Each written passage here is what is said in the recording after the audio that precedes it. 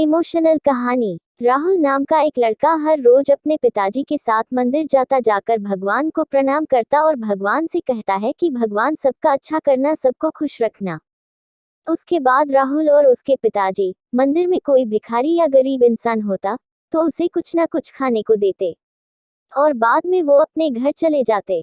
घर जाकर राहुल 10 बजे स्कूल में जाता और राहुल को उसके माता पिता जो भी पैसे देते उनमें कुछ पैसे राहुल अपने दोस्त रोहन को दे देता।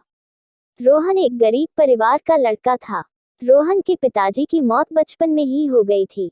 रोहन का एक छोटा भाई भी था। दोनों बेटों का भरण पोषण रोहन की माँ ही करती थी। राहुल पहले रोहन के घर जाता और उसके बाद राहुल और रोहन दोनों साथ साथ स्कूल में जाते थे।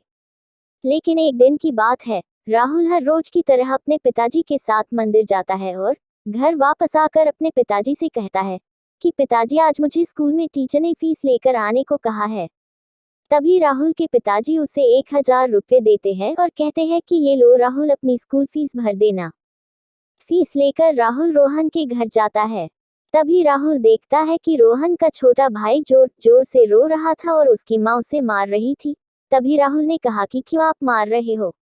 तभी रोहन की माँ राहुल से कहती है कि देखो ना बेटा, मकर संक्रांति नजदीक आने पर ये पतंग और मांझा लेने की जिद कर रहा है।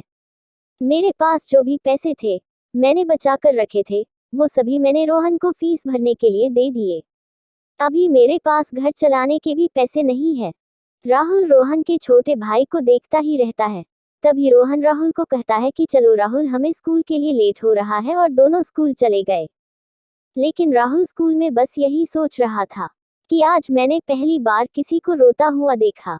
मैं हर रोज पिताजी के साथ मंदिर जाता हूँ और पिताजी न मांगने पर भी सबको कुछ ना कुछ देते हैं, और आज मेरे सामने रोहन का भाई जोर जोर से रो रहा था और मेरे पास पैसे होने के बावजूद भी मैं उसकी कोई मदद नहीं कर सका।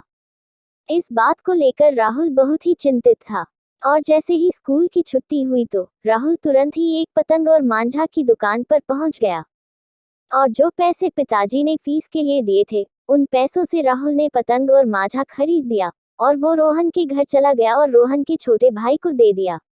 इतने सारे पतंग और मांझा को देखते ही रोहन का छोटा भाई बहुत ही खुश हो गया और अपनी माँ से कहने लगा कि देखो माँ, राहुल मेरे लिए इतने सारे पतंग और मांझा लेकर आया है।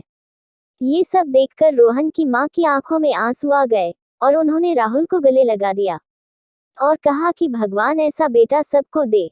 राहुल के चेहरे पर एक अलग प्रकार की स्माइल थी। वो अंदर ही अंदर बहुत खुश था, क्योंकि इतनी खुशी आज तक उसने कभी महसूस ही नहीं की थी। जब राहुल घर पहुंचा तो उसने अपने पिताजी को सब कुछ सच सच बता दिया। तभी राहुल के पिताजी ने अपनी पत्नी को बुलाया और कहा कि आज मुझे अपने आप पर गर्व है कि मुझे राहुल जैसे बेटा मिला।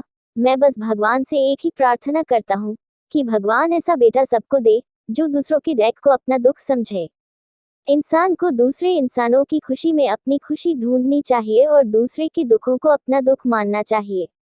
जरूरतमंदों की सेवा करना चाहिए, क्योंकि दुनिया की असली खुशी किसी को मदद करने से ही मिलती है।